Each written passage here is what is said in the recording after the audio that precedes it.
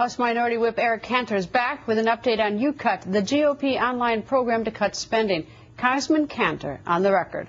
Congressman, nice to see you again. Greta, it's great to be with you. It's been a long time since we've been in your office, at least it seems so, we're happy to be back. Just love having you here. Great. So YouCut, how you doing? YouCut's doing awesome. I mean, we just had a vote on the House floor, and this was a vote that basically says we want to cut about $1.2 billion off the taxpayer dime, if you will, the obligation on the deficit, because it's being spent to promote union activities. You know, right now, given the contracts that unions have struck with some of the federal agencies, taxpayers are obligated to pay for union activities, not for employees serving the government and the taxpayers, but just serving their unions. That's crazy. That's not something that any taxpayer would want to see their money go to.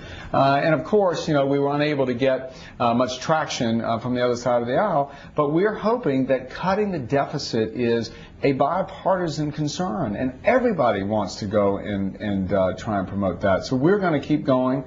We've had probably $110, $115 billion in cuts thus far under the YouCut program votes. All right, it's just so that for our new viewers who haven't been following, explain what YouCut is. YouCut is a program that was designed to say to the American public, look, we get it. Stop the spending. So what we did is put up online every week 5 options that people can go to and select as their favorite way to cut the budget deficit. You can go and Google the words YouCut, Bing the words YouCut, or go to the Republican Whip website. Each week the winning tally is made, and then the winner is taken to the House floor the following week for an up or down vote. And that's the vote that occurred today from last week's winner. All right, and I take it that the vote from last week's winner that you just had today to cut this amount of money, how much money out of the budget? It was $1.2 billion. Okay, and that $1.2 billion which you just described, that vote went down. That vote went down, and you know, a lot of the critics say that, well, we're not going to really give credence to $1.2 billion because that's nothing compared to the overall federal deficit. But look, we've got to start somewhere, Greta. You know, we talked before. You've got to change the culture of this place. We've got to stop the spending now. And you know, the president is often quoted to say, you know, he wants to join us. But it's always next year. You know, Nancy Pelosi and Harry Reid are always talking about they're wanting to do this, but it's always kicking the can down the road.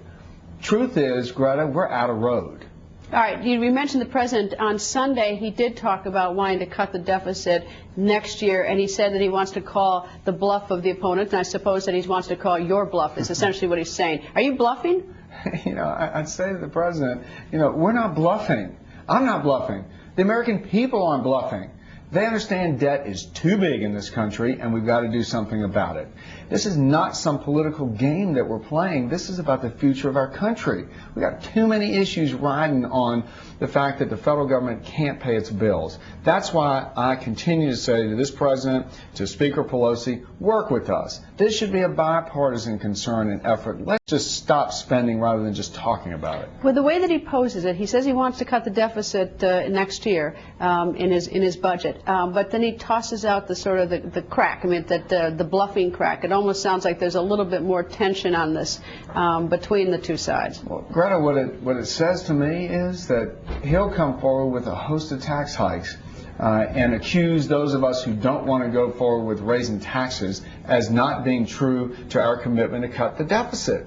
But come on, who thinks that we ought to be raising taxes when we've got an environment and an economy like this? I think very few people think that. So it is and should be discussed here of ways to cut the federal deficit. But let's just start. Let's stop talking. All right. In Politico this morning, there's an article, and it suggests or it says that there's some problem between you and Leader Boehner. To me, it's obvious in reading the article that someone is out to get you because it's, you know, the article, it trashes you.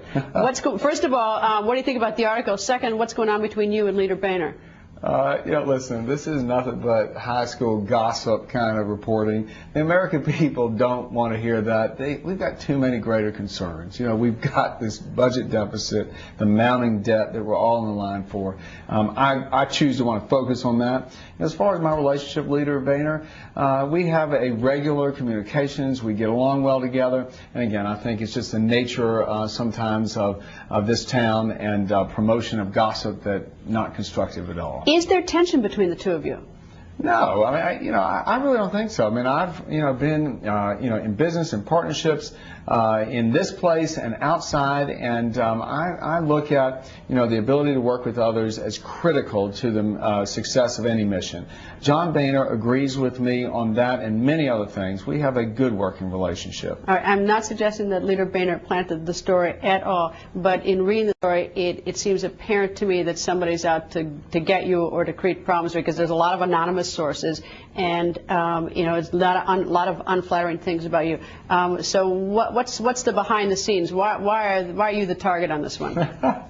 Again, I guess you have to go to the reporter and try and find out who those anonymous sources are, because there's just this penchant for wanting to stir up and gossip around here. Again, I don't think that these are the issues the American people think about. Probably not too many people are going to read the article, because it's just not relevant. All right, one other quick question. The President's going to speak on Thursday about immigration from American University. Any thoughts about his speech on Thursday?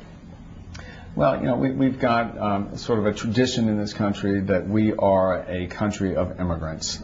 People, I believe, think about America as holding hope and opportunity out to the world. And we ought to be the destination for the best and brightest to come to America, but do so in a legal way. Part of the reason why we have been so successful in this country is because we do live by the rule of law. We do live by its enforcement and transparency in our judiciary. And I think that some of the ire right now surrounding the immigration issue is that having to do with the illegal immigration and frankly the flouting of the law. And when you live in communities along the border and you're seeing trespassing, crimes being committed on your property, people dying because of the illegal activity, I don't blame people for being upset.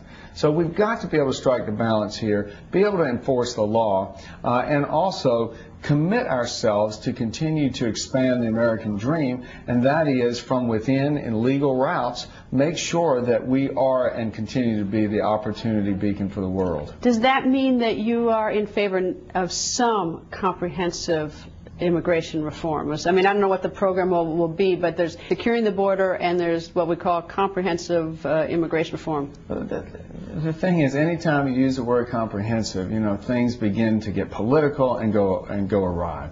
My sense is this: the American people do not have confidence in Washington on many fronts, this being one of them. The American people, the people in Arizona along the border, say, you know what, federal government is not doing its job.